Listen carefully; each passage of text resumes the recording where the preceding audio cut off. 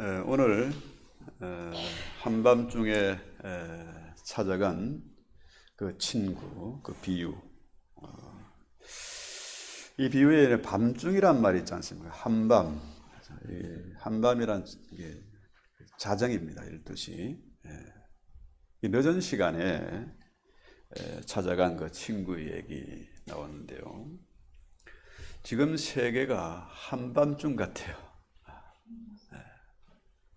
앞을 보지 못합니다. 하늘의 음성이 들리지 않는 것 같습니다. 참으로 이러한 때 너무나 많은 사람들이 길을 찾지 못하고 방황하고 있습니다. 한밤중에 있으니까 무섭습니다. 우울하고 짜증이 나고 불안하죠. 그래서 사람들이 고통당하는데 우울증 약이 제일 많이 팔리고 병원마다 지금 10,000원이고 그러지 않습니까?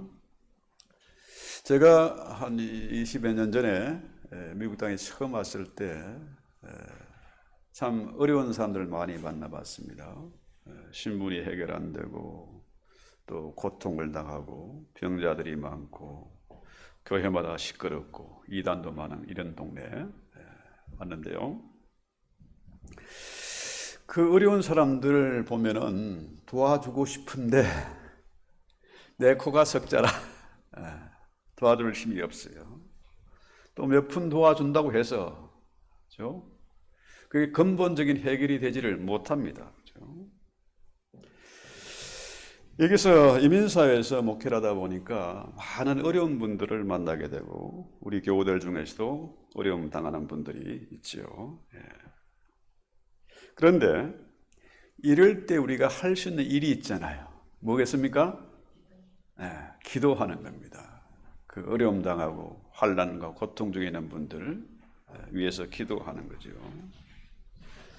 지금도 밤중에 있는 사람들, 그 사람들을 위해서 우리가 기도함으로 나는 도울 힘이 없지만 하늘 우리 아버지께서는 힘이 있습니다.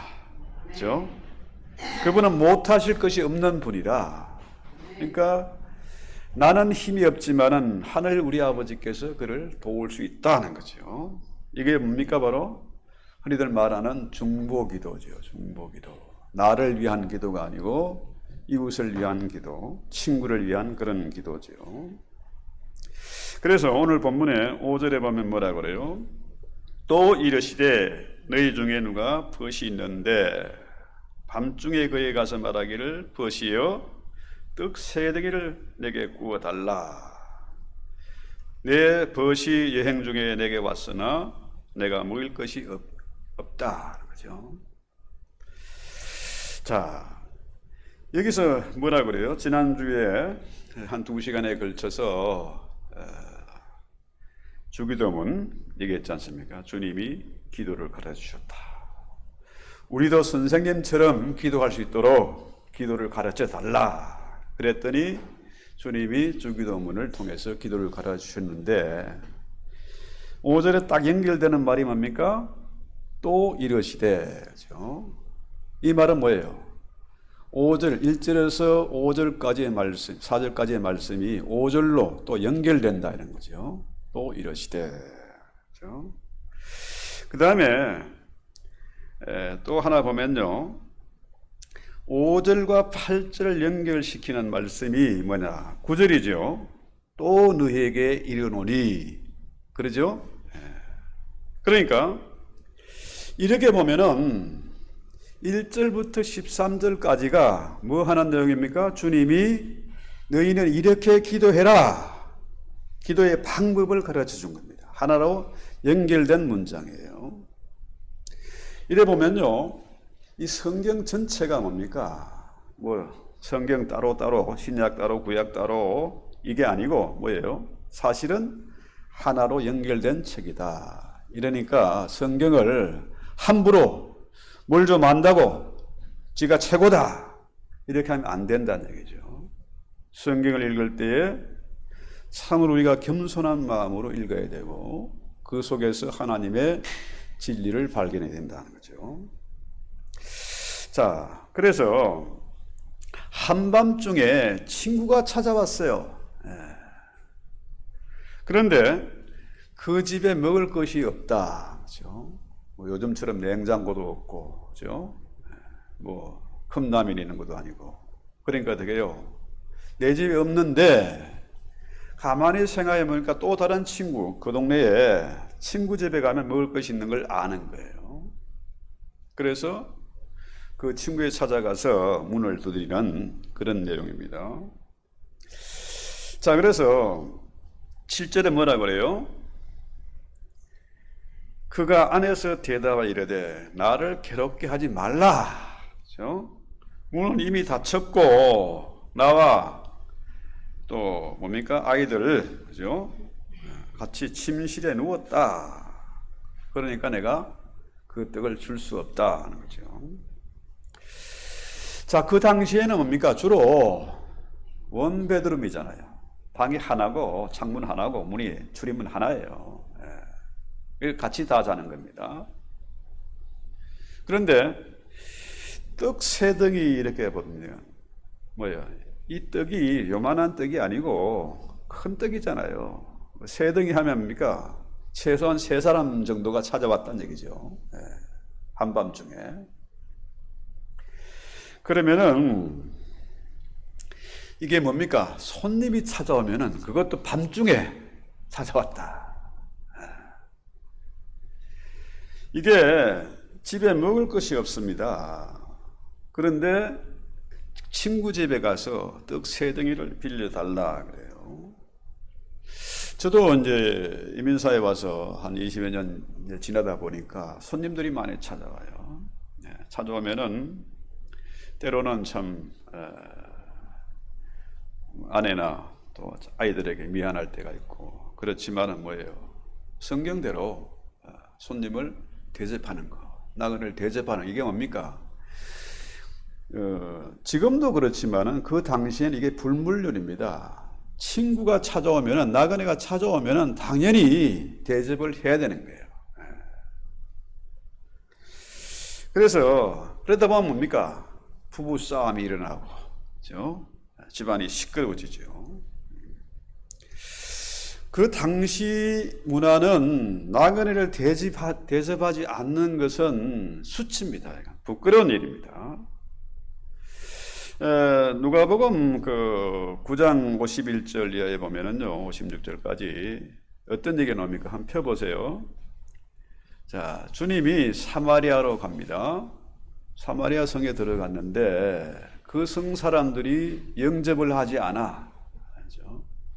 주님이 이제 예루살렘에 가는 길에 그 땅을 통과하는 거죠. 그런데 그 동네가 영접하지 않으니까 어떻게 해요?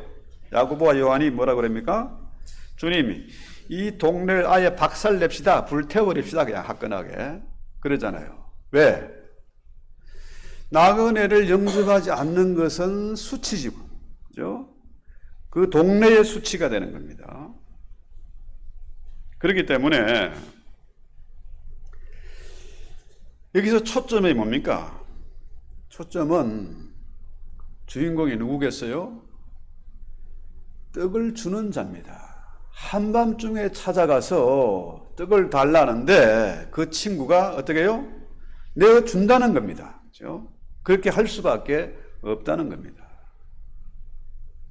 그래서 오늘 성경도 뭐라 그래요? 자, 8절에 내가 너에게 말하노니 벗됨으로 인해서 일어나서 주지 아니할지라도 그 간청함으로 일어나 그 요구대로 줄 것이다 하는 거죠. 줄 수밖에 없다 이 얘기입니다. 이게 왜 그렇게 해석할 수밖에 없냐 하면요, 자 9절부터 한번 볼까요? 내가 또 너에게 이르노니 구하라 그러면 너에게 주실 것이요, 찾으라 그러면 찾아낼 것이고, 문을 두드리라 그러면 내게 열릴 것인데, 그죠? 그러면서 11절부터 13절까지 나오죠. 자, 뭔 얘기를 합니까? 자식이 떡을 달라 하는데 뱀을 줄 자가 있겠느냐? 그죠? 생선을 달라는데 뱀을 줄 자가 있겠느냐. 그죠? 그 다음에 또 뭐 나옵니까? 자, 알을 달라는데 정갈은 이거 무서운 겁니다. 물리면 바로 죽습니다. 그죠? 정갈을 줄 자가 있겠느냐. 그죠? 그러니까 어느 부모라도 자식이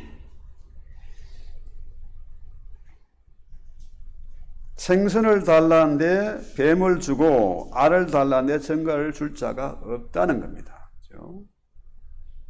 그러니까 이 말을 바꾸어 앞으로 연결시키면 뭐예요? 나그네가 와서 떡 3덩이 빌려달라 하면은 안 줄 수가 없다는 겁니다. 귀찮아도 부부싸움이 일어나도 안 줄 수 없다는 거예요. 자, 이렇게 보면요, 그 간청함으로 인하여 일어나 그 요구대로 줄 것이다 하는 거죠. 자, 여러분, 여기서 간청이란 말이 그 의미가 뭐냐 하면은 부끄럼도 모르고 고집 부리고 뻔뻔하게 달라는 거예요.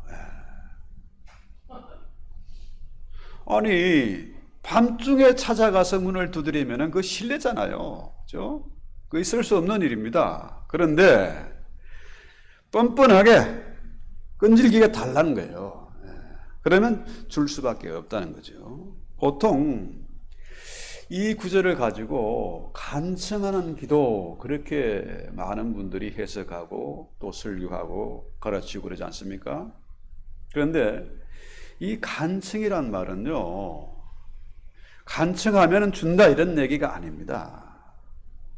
달라고 하면 줄 수밖에 없다는 겁니다. 이건 기도의 약속입니다.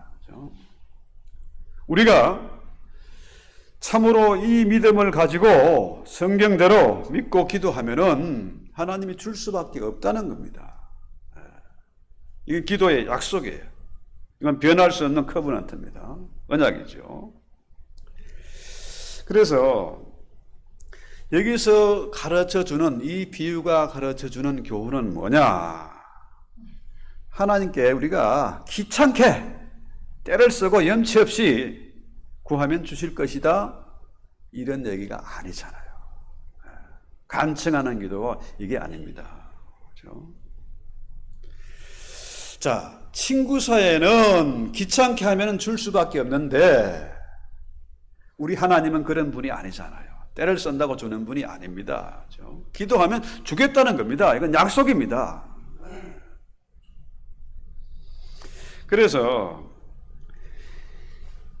9절에 뭐라 그래요? 내가 또 너에게 이르노니 구하라 그러면 너에게 주실 것이요 찾으라 그러면 찾아낼 것이요 문을 두드리라 그러면 열릴 것이다. 그렇죠? 자, 이 구하는 게 뭡니까? 구하는 거. 보통 이걸 에스크라고 하잖아요. 에스크. 첫 자를 따가지고 asking, seeking, knocking 그러잖아요. 자, 구하고 두드리고 찾으라는 거죠.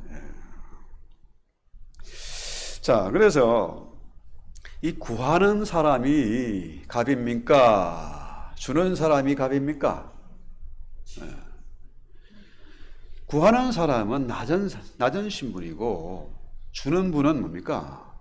높은 신분이에요. 하늘 우리 아버지는 대단한 분입니다. 만물을 지으신 분이고 그를 다스리는 분이시고 지배하는 분 아닙니까? 그렇죠? 능치 못함이 없는 분이세요. 그분 앞에 땡깡 부리면 되겠습니까? 구하는 겁니다. 겸손하게 구하는 거예요. 하나님께 합당한 자세로 기도하라. 지난 시간에 그랬지 않습니까? 기도에 우선순위가 있다. 뭐 달라고 떼쓰지 말고 먼저 뭡니까? 하나님을 높이는 겁니다. 그죠? 그분은 위대하신 분이고 높은 분이기 때문에 우리가 겸손하게 구해야 된다는 거죠. 그 다음에 찾으란 말은 뭘까요?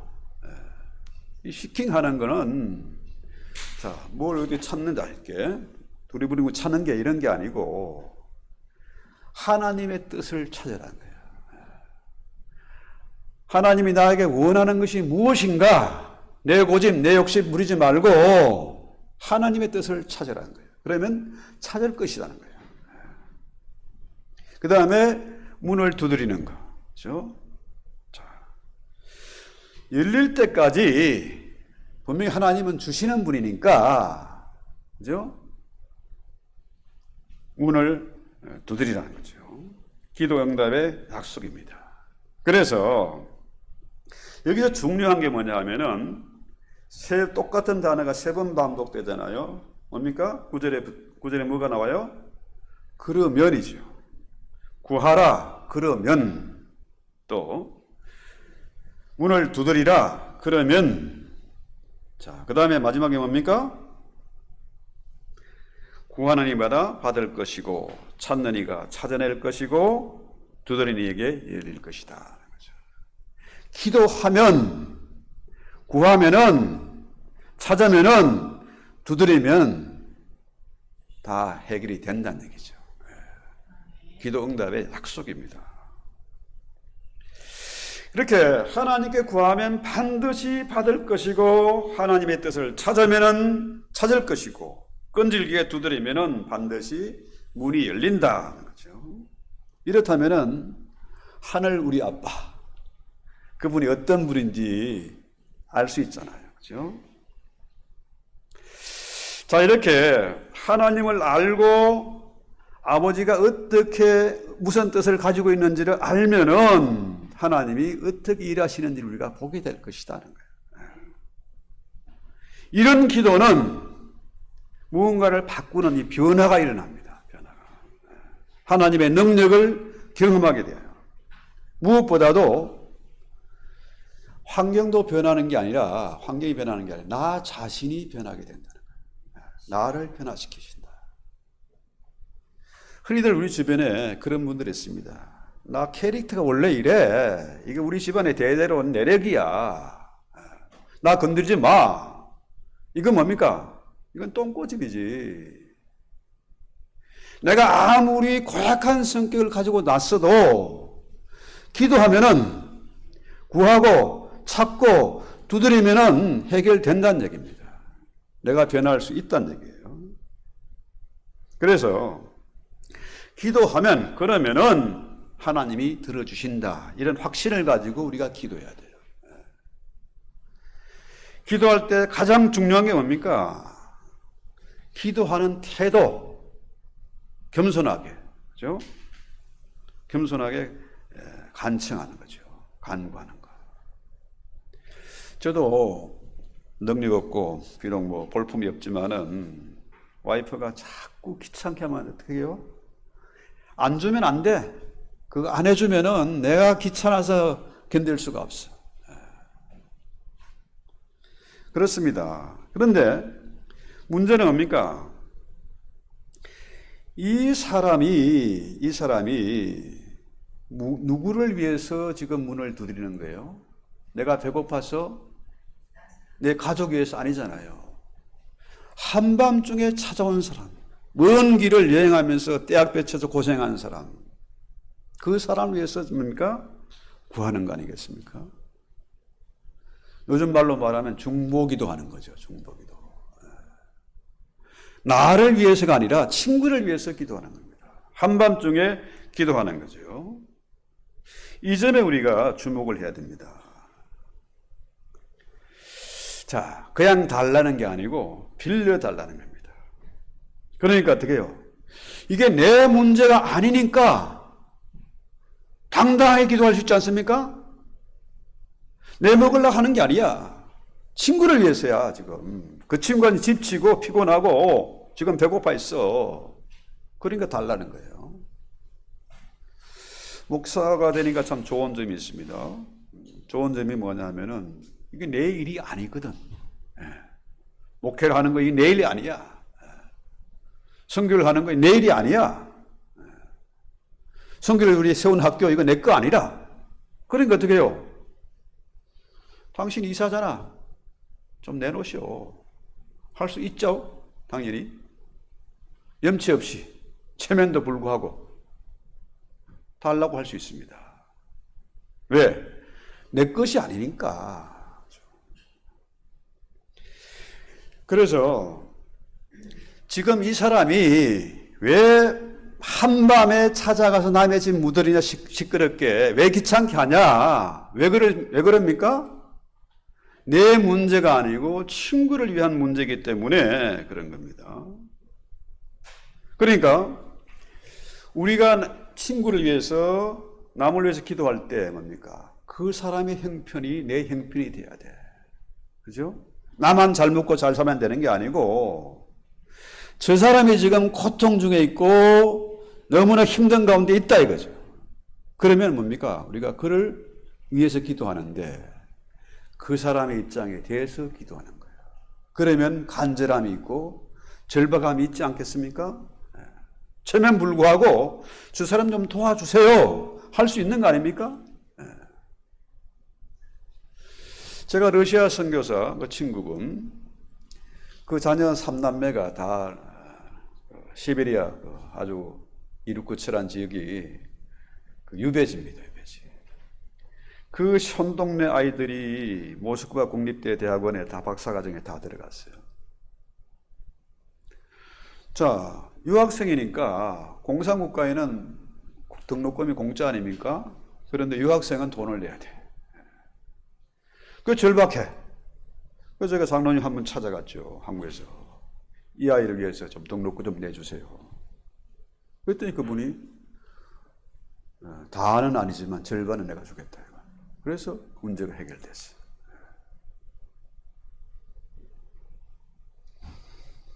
그래서 이런 간절한 마음은 뭡니까? 남을 얕보고 깔보고 무시하고 이런 상태에서는 안 되잖아요. 내가 저 사람의 입장에 들어가고 그 사람의 입장에서 간절한 마음, 사랑하는 마음이 있을 때에 그때에 이런 기도를 할 수 있다는 거죠. 사랑하는 마음이 없고 믿음이 성숙하지 않으면은 그런 기도의 자리에 나갈 수가 없는 것입니다. 그 다음에 생각해 보는 것이 희생이 따르는 거죠. 친구를 대접하려니까 어떻게 해요? 한밤중에 남의 집에 가서 실내 무릅쓰고 두드려야 되고 그 좁은 방에 또 친구를 맞아들여야 되고 이런 희생이 따르지 않겠습니까? 자, 한밤중에 시끄럽게 떠들면 어떻게 해요? 잘못하면은 친구 잃어버릴 수 있어요. 이 미친놈. 지금 몇 시인데 지금 다 자는데 그럴 수 있잖아요. 그런데 그런 희생을 감수하고 사랑과 간절한 마음으로 기도하니까 어떻게 해요? 응답이 있는 거죠. 그래서 끈기 있게 구하라, 찾아라, 두드리라 이게 뭡니까? 현재 진행형 동사입니다. 자, 우리가 수살 일꾼을 보내주세요. 우리가 한 영혼이라도 우리가 구해내기를 원합니다. 지금 한밤중에 고통당하고 괴로워하고 방황하는 저들 내가 위해서 기도합니다. 그러면 어떻게 해요? 끈질기게 기도해야죠. 부끄럼도 모르고 뻔뻔하게 하나님 앞에 기도하는 겁니다. 그래서 되면 되고 아니면 말고 주면 좋고 안 줘도 그만이고 이런 거는 중보기도가 아닙니다. 그 사람의 입장에서 간절함으로 뻔뻔하게 기도해야 된다. 그러면은 기도 응답의 약속이 있다는 거죠. 그래서 오늘 주님이 가르쳐 주신 기도, 어떻게 기도할 것이냐? 이렇게 기도하라는 겁니다. 한밤중에 친구의 비유를 들면서 너희는 이렇게 기도해야 된다. 그래서 더 이상 나를 위해서 병 고쳐주세요, 내 자식 성공해 주세요, 돈 좀 벌게 해주세요 이게 아니고 어떤 기도를 해야 됩니까? 친구를 위해서 기도해야 된다. 밤중에서 고통당하는 그 나라와 그 의를 위해서 기도하면은 그 기도는 응답이 있다는 거예요. 그래서 내가 장로님 위해서 기도하고 장로님 나를 위해서 기도하고 이게 얼마나 지혜로운 기도입니까? 멋있는 기도잖아요. 당당하게 기도할 수 있습니다. 비굴하게 기도하는 게 아니고 하나님 앞에 당당하게 기도할 수 있는 거예요. 그러면은 자, 한밤중에 친구 누굽니까? 고통당하는 사람들이죠. 찾아온 친구는 고통당하는 친구예요. 그러면은 제자들이 뭡니까? 제자들은 밤에 찾아가서 친구 집에 문을 두드리는 사람, 이 사람이 바로 제자들이 할 일이다. 바로 저와 여러분이 할 일이 바로 그 일이라는 겁니다. 그렇죠? 자, 백날 기도해도 응답 없는 그런 기도하지 말고 어떻게 해요? 친구를 위해서 좀 기도하라는 얘기예요. 내 욕심 부리지 말고 이웃을 위해서, 친구를 위해서, 교회를 위해서.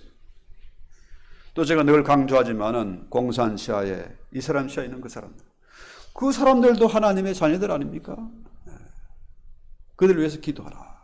그러면은 하나님이 내 모든 것을 그 위에 더하시겠다. 그렇죠? 그래서 기도를 지혜롭게 좀 야가 빠진 기도를 해야 됩니다. 그래서 이런 기도를 하지 않고 맨날 성도가 돼가지고 직분자가 돼서 맨날 주세요 주세요 하고 징징거리면 하나님이 이뻐하실까? 아니잖아요. 그런 기도 응답이 없다는 겁니다. 그렇죠?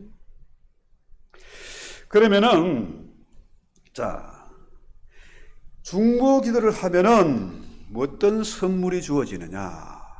좋은 것 주시겠다는 거예요. 좋은 것. 네. 좋은 것이 뭡니까? 성경에서 뭐라 그래요? 성령 주시겠다는 거예요. 성령. 좋은 것 주시겠다. 그렇죠? 그래서 하나님은 우리의 기도를 귀찮아하지 않습니다. 중보 기도하는 거. 아, 귀찮아. 나 지금 좀 쉬는 시간이야. 나 일어날 수 없어. 너에게 줄 수 없어. 이런 분이 아니잖아요. 그러면서 하물며 악한 부모라도 자식의 좋은 것 줄 줄 알거든 하물며 너희 하늘 아버지께서 구하는 자에게 좋은 것 뭐? 성령 주시지 않겠느냐. 자, 하나님께서 우리에게 좋은 거 주셨잖아요. 성령을 주셨습니다. 이 성령은 돈으로 살 수 없는 것이고 그 값어치를 말로 다 할 수 없는 거 아닙니까? 최고의 선물을 주셨어요. 그런데 사람들이 그걸 몰라. 최고의 선물 하나님 이미 주셨는데, 자, 선물 포장지도 안 뜯어. 열어보지도 않아, 이게. 뭐가 들었는지, 뭐가 좋은지 몰라. 이게 문제라는 거죠. 우리에게 하나님께 성령을 주셨기 때문에, 좋은 거 주셨기 때문에 우리가 이 자리에 와 있는 거 아닙니까? 근데 문제는 이게 뭔지도 몰라. 포장지도 안 떴고 뚜껑도 안 열어봤어. 그러니 이 성령의 가치를 모르는 겁니다. 그렇죠?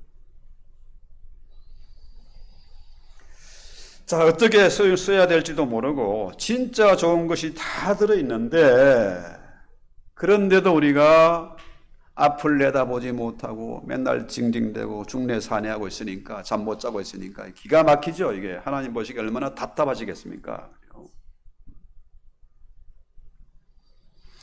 그 좋은 것, 주님 주신 최고의 선물 성령입니다. 성령 그가 모든 것을 가르치고 생각나게 하시고, 그죠? 성령 그가 우리를 위로하시고, 교통하시고, 충만케 하시고, 얼마나 좋은 겁니까? 그죠?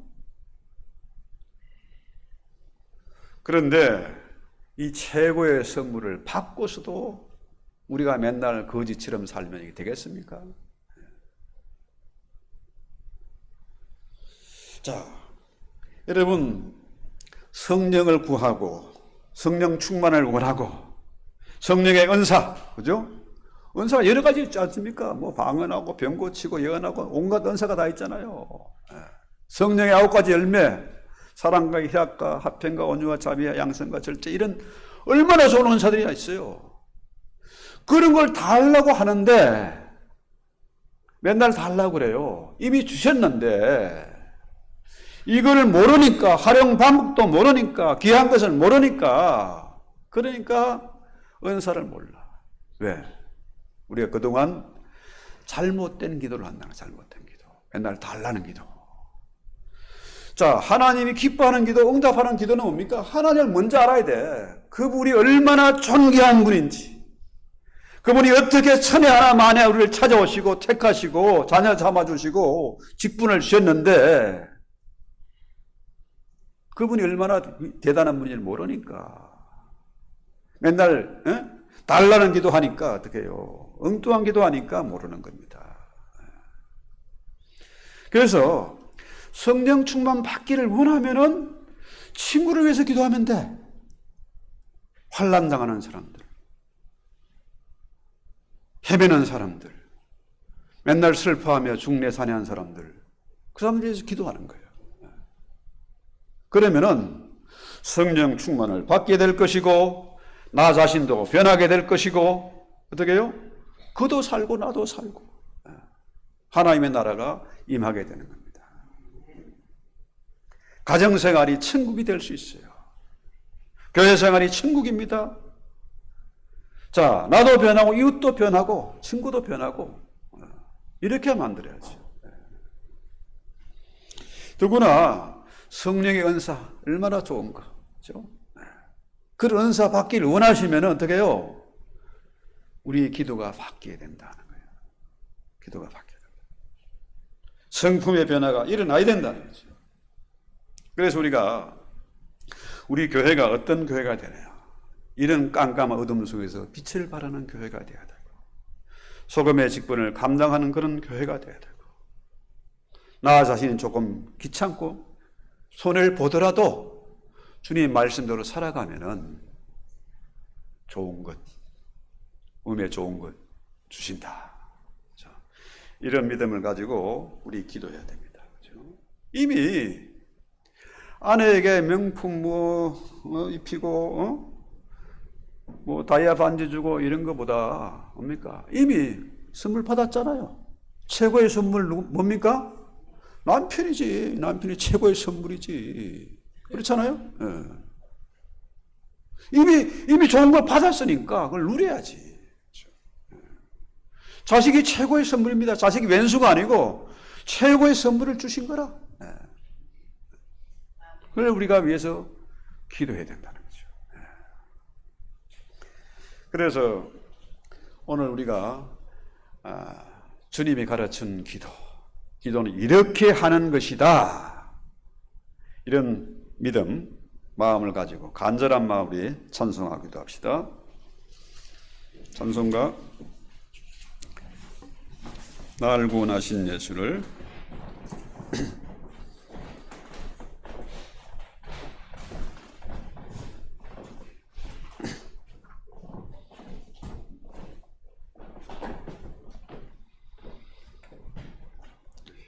가장 낮은 자리에서 겸손한 마음으로 주님께 우리 찬양을 올립시다.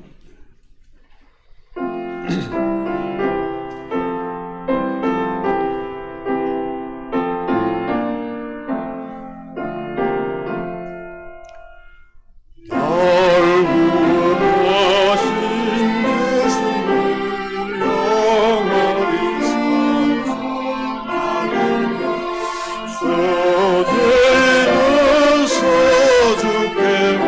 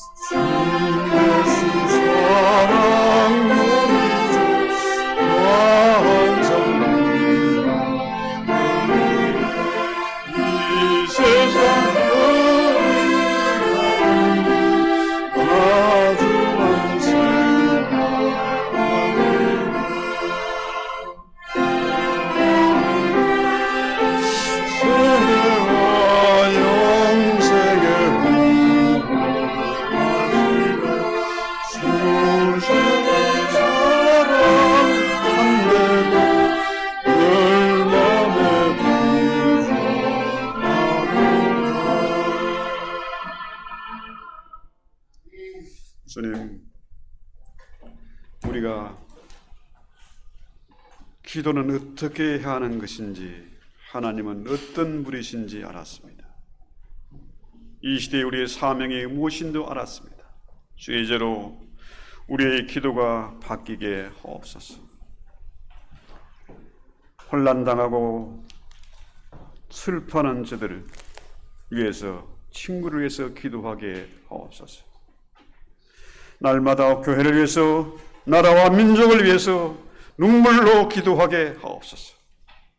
한 영혼 붙잡고 기도하게 하옵소서.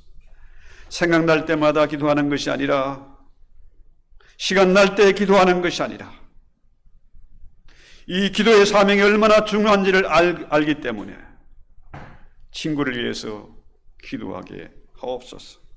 그러해서 최고의 주신 선물, 하나님 우리에게 독생자도 선물로 주었고 주의 보내신 성령을 우리에게 선물로 보내주셨사오니, 날마다 성령의 인도함을 받게 하시고 성령의 음성을 듣게 하시고 성령의 인도함을 받을 수 있는 저희들 되게 하옵소서. 주님, 이 시대에 절박하게 이 마지막 때에 추수할 일꾼이 심히 부족한 가운데 있습니다. 주여, 추수할 일꾼들을 보내어 주시옵소서. 예수님의 이름으로 기도합니다. 아멘.